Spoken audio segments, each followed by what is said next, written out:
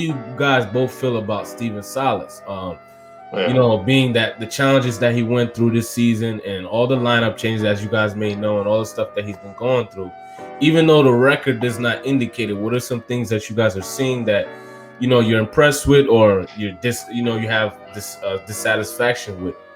Overall, is he the coach of the future? Is he that coach for Houston Rockets?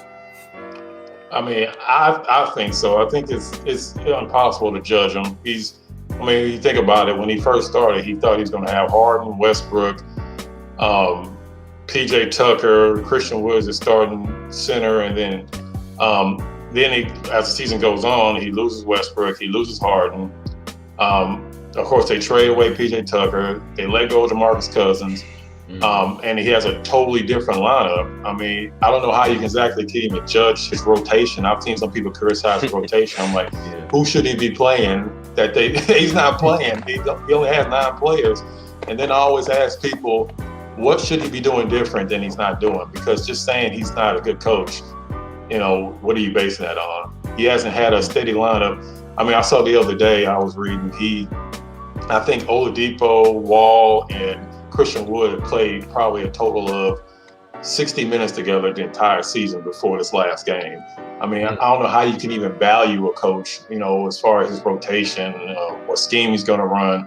I mean, when you have, like you said, he has 30 different starting lineups. There's no way to really value or evaluate his coaching style. So to me, you can't really do that until you have a full off season and he has the players he knows going to be here next year. I mean, this year is really nothing you can go off of that makes you say, well, he shouldn't be the head coach. But usually when I say that on Twitter, I get some people that really get mad at me. There's some people that just do not like Coach Silas. I don't know why. They're just ready for him to be fired. But I guess, when you lose 19 in a row, you got to blame somebody. And since we can't keep players here, they can't blame them.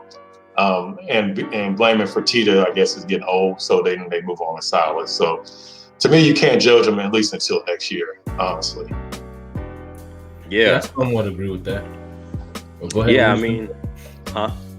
No, go ahead with what you was gonna say. No, I was gonna say another thing people, didn't notice was it was against, I believe it was at Grizzlies when Christian Wood aggravated his ankle again.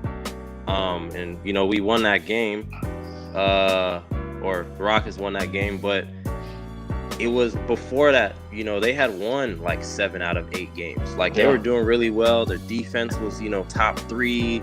Like they were really, really, really dominating. Then after that injury and then the inconsistencies of the other guys, playing and all that kind of stuff just messed things up. But I like Steven Silas a lot. I mean, dude was assistant for 19, 20 years. Yeah. And most coaches in their first year aren't thrown so many curveballs like he's experienced. So I think he's done what he can do with this lineup. And I was always impressed with, because the Mavericks last season, their offense was like in the record books is one of the best offenses of all time. Yeah. And it's like, and Rick Carlisle always gives him credit saying that, Steven Silas, he was the one who was really like the innovative mind with regard to this. So I definitely am going to welcome that here.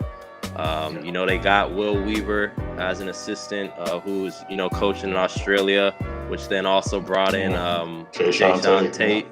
And, Will Weaver's he's a defensive-minded coach. So hopefully, things can turn around with this team. Yeah, the one thing I will add is, to me, is this is the number one thing that I look at for any coach. From 1 through 15, can the guys, like, what you preach, is it being shown from 1 through 15? Yeah. And for the most part with Steven Silas, when I'm watching the Houston Rockets, it seemed like whatever he's preaching, whatever his offense is, the players go out there and go do it.